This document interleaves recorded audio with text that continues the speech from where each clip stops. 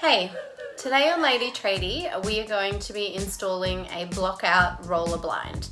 Now these windows that I'm working with today already have blinds on them, but this is a baby's room and there is far too much light that comes in through this in the mornings, and he's waking up at the crack of dawn, which just will not do. So I've actually gone and bought a block out blind which is larger than this window, and I'm going to fit it right over the top, and it's going to come down about 10 centimeters on each side of this, so that there is very little light getting through. Hopefully it just makes it so much better. If you've got babies, you understand what I mean. You could just put curtains over the top of this, which is most commonly what is done.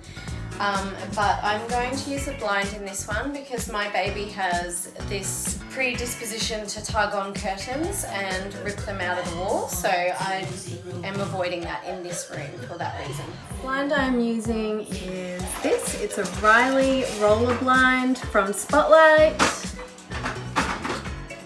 The first step that I am going to do is work out where I'm going to place the brackets of my blinds. So because I'm going wider than the blind today, it's not as simple as just placing the brackets at the edge of the window. I actually need to measure from the center out. So I'm going to measure total length of my blind and then divide it by 2 to work out halfway.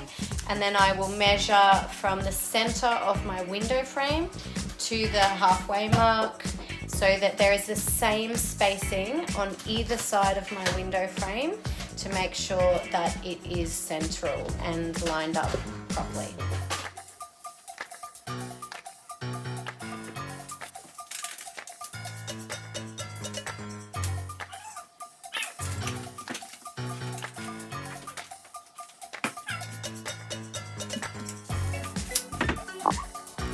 Okay, so when going into the plasterboard like this, it's really important to use a wall mate.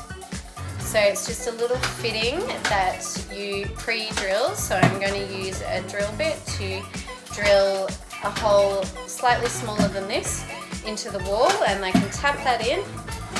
And then when I come to screwing in the screws, they will go into that, and it holds it more securely into the wall. So how do you know how big to drill the pilot holes for the wall mate? Well, generally speaking, most instructions will tell you, but if they don't, and this one hasn't, I get my drill bits out and I compare them, if you can see, with my wall mate. So you want something that is around the same diameter as your wall mate, but you don't want it to be bigger than this top edge, because that's what's going to stop it from just going all the way into the wall. So I'm going to pre-drill these, and I'm going to do that in the positions that I've marked. Now these are the brackets that I'm using. Most blinds are very similar to this, so I'm going to be attaching them this way. So this is where I will be drilling into these holes here. So I'm going to use my pencil to mark that out before I drill. Now when you're doing this yourself, you may notice that the holes are not just a round hole, but this long section. Now the reason for that is it actually helps you out, because when you drill or put your screw into that, for example, like this, if you need to shift it a little bit, you can just by loosening that screw. But also it helps level it, so if one screw is in a slightly different position from the other, you can level it out by shifting one end of that. But when you come to put the blind in and you've got the bracket on the end, if I've put these in the position that are exactly the same length of the blind, then there's no wiggle room there, not even a millimeter, to clip that in.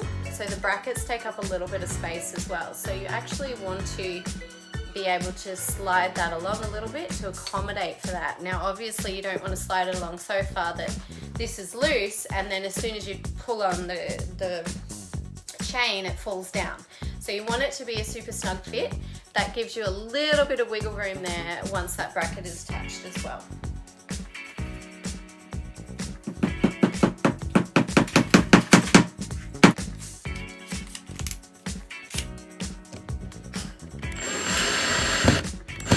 So now I am attaching the brackets at the end. Now I want the chain to be on this side of the window, further away from my son's bed so that he can't be pulling on it or get tangled up or anything. So I'm going to place that in. There's a flat side on the bottom that lines up with a flat side in here. Oops.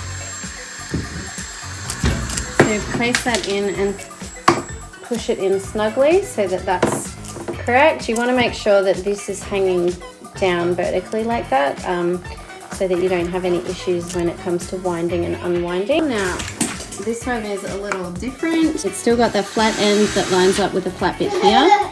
They're all a little bit different. Some just pop in. This one actually winds and it retracts this pin. So I'm going to retract the pin, and then when I have it up in the bracket, I will twist it and it'll make that pin come out and securely into the bracket. I'm going to hang up this now. This is a tricky bit to do by yourself.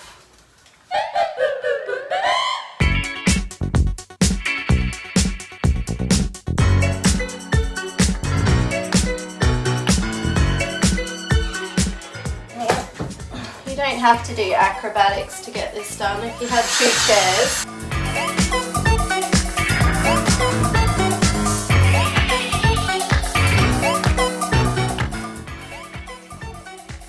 Okay, test it out.